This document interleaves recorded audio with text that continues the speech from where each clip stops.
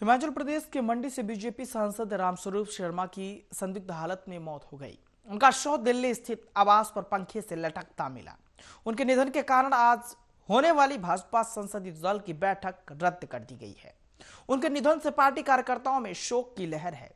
वहीं मामले की जांच कर रही पुलिस टीम ने उनके कमरे को लेकर कुछ ऐसी जानकारी दी है जो हैरान करने के साथ ही सोच में डाल देती है।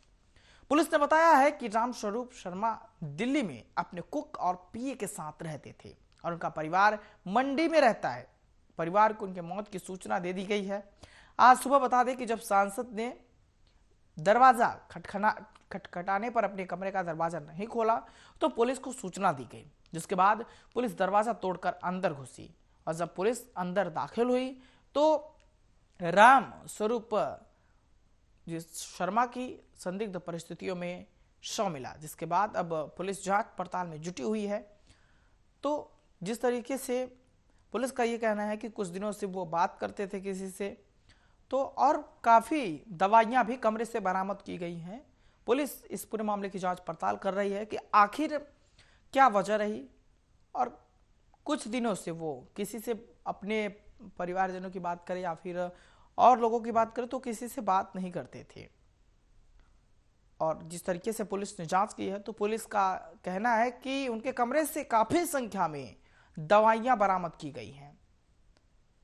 तो क्या वजह रही है ये तो जांच का विषय है। जांच के बाद ही स्पष्ट हो पाएगा कि आखिर वजह क्या रही और मौत की वजह क्या बनी।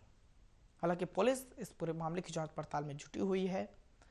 तो वही आपको ये बता दें कि परिजनों को जैसे ही सूचना दी गई तो परिजनों में कोहराम मच गया। चुनाव में टिकट पाने के लिए दावेदार किसी भी हद तक गुजर जाते हैं। अपने नेताओं के मान मनोबल से लेकर रिश्वत तक की खबरें सामने आती रही हैं। पार्टी मुख्यालय के सामने समर्थकों के साथ डेरा डाले बैठ जाते हैं। इस बीच एक ऐसा मामला सामने आया है जिसे सुनकर आप शायद यकीन न करें। केरल में एमबीए तक की पढ़ाई कर चुके एक 31 वर्षीय युवक ने टिकट मिलने के बाद चुनाव लड़ने से इनकार कर दिया।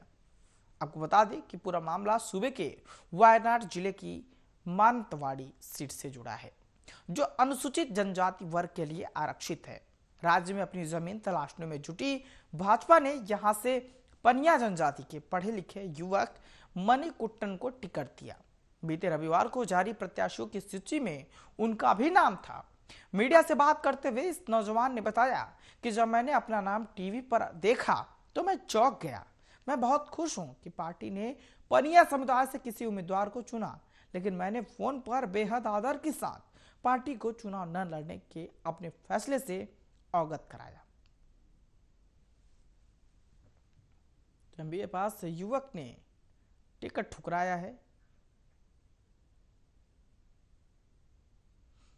मुकेश अंबानी के घर इंडिलिया के बाहर जिलेटिन की छड़ों से भरी स्कॉर्पियो मिलने के मामले में मुंबई क्राइम ब्रांच के निलंबित अधिकारी सचिन वाजे की गिरफ्तारी के बाद से हर दिन नए खुलासे हो रहे हैं। मुकेश अंबानी के घर के बाहर स्कॉर्पियो पार्क करने वाले पीपीई किट पहने शख्स की तस्वीर अब राष्ट्रीय जांच एजेंसी ने कहा है कि वह शख्स निलंबित पुलिस अधिकारी सचिन वाजे ही थे। वाजे ने अपनी पहचान छिपाने के लिए पीपीई किट नहीं बल्कि बड़े साइज का कुर्ता और पैजामा पहन रखा था। राष्ट्रीय जांच एजेंसी ने बड़ा खुलासा करते हुए बताया कि सीसीटीवी फुटेज में पीपीई किट पहने नजर आया शख्स सचिन वाजे ही थे। वाजे ने अपनी पहचान छिपाने के लिए ढीला ढाला कुर्ता पैजामा पहना था और सिर पर रुमाल बांधा था, जो पीपीई किट पहनने जैसा नजर आ रहा है। तो जिस तरीके से आपको बता दें कि एंटिलिया केस में नए नए खुलासे हो रहे हैं, नई नई बातें सामने आ रही हैं। अब बातें ये सामने आ रही कि सचिन वाजे ही इस पूरे कारनामे के मुख्य आरोपी हैं। और जिस तरीके से जांच लगातार हो रही है और जांच में लगातार आए दिन नए नए खुलासे हो रहे हैं, तो कहीं ना कहीं पुलिस प्रशासन पर भी सवाल या निशान खड़े हो रहे हैं कि पुलिस ने आखिर ऐसा क्यों किया।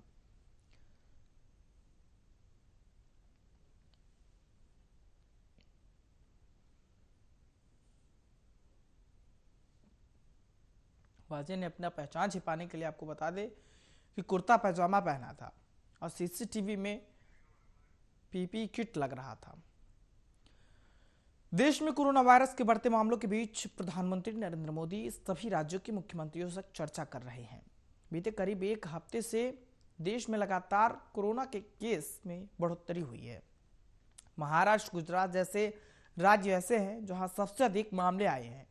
इससे इतर देश में वैक्सीनेशन का काम भी लगातार जारी है। जिस तरीके से कोरोना का कहर बढ़ रहा है, तो आपको बता दें कि पीएम मोदी ने मुख्यमंत्रियों के साथ चर्चा की, मुख्यमंत्रियों से बात की है और